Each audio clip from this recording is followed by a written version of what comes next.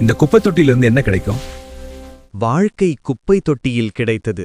ஒரு மனிதன் வாழ்க்கையில் அனைத்தையும் இழந்து விட்டேன் என்று நினைத்தான். இதற்கு மேலே வாழ முடியாது என்று எண்ணி ஒரு குப்பை தொட்டியின் அருகில் சோர்வாக அமர்ந்திருந்தான். அவன் மனதில் ஒரே எண்ணம், இந்த உலகத்தை விட்டு சென்று விடுவதுதான் தீர்வு. அந்த தருணத்தில் ஒரு மனிதன் ஒரு பையுடன் வந்தார். அவர் குப்பை தொட்டியில் இருந்த அட்டை பெட்டிகளை எடுத்து சென்றார். சிறிது நேரத்தில் மற்றொருவர் வந்தார். அவர் பாட்டில்களை பொறுக்கி எடுத்து சென்றார். மீண்டும் ஒருவர். அவர் பிளாஸ்டிக் பொருட்களை எடுத்தார். அதற்கு பிறகு ஒரு நாய் வந்தது.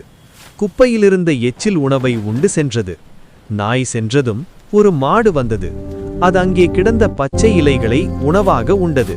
இதையெல்லாம் அந்த மனிதன் மௌனமாக கவனமாக பார்த்து கொண்டிருந்தான்.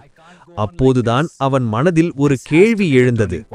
ஒரே குப்பை தொட்டியில் இத்தனை பேரின் வாழ்க்கை இருக்கும்போது நான் ஒருமுறை தோற்றதற்காக வாழ்க்கையை விட்டுவிடலாமா? அந்த நிமிடம் அவனுக்குள் ஒரு புதிய எண்ணம் பிறந்தது. இவர்களைப் போல நானும் போராட வேண்டும். அந்த எண்ணத்தோடு அவன் அந்த இடத்தை விட்டு வாழ்க்கையை தேடி சென்றான். வாழ்க்கையின் உண்மை. ஒரு யானைக்கு ஒரு முழு கரும்பு தோட்டம் தேவை. ஒரு எறும்புக்கு ஒரு கரும்பு சக்கை போதும். கிடைக்கும்போது யானையாக இரு, கிடைக்காதபோது எறும்பாக இரு. ஆனால் எப்போதும் போராட்டத்தை விடாதே. வாழ்க்கை எவ்வளவு கீழே இருந்தாலும் அதிலிருந்தே மேலே ஏறும் வழி இருக்கும். இது போன்ற வீடியோக்களை காண்பதற்கு லைக் மற்றும் சப்ஸ்கிரைப் செய்யுங்கள். நன்றி.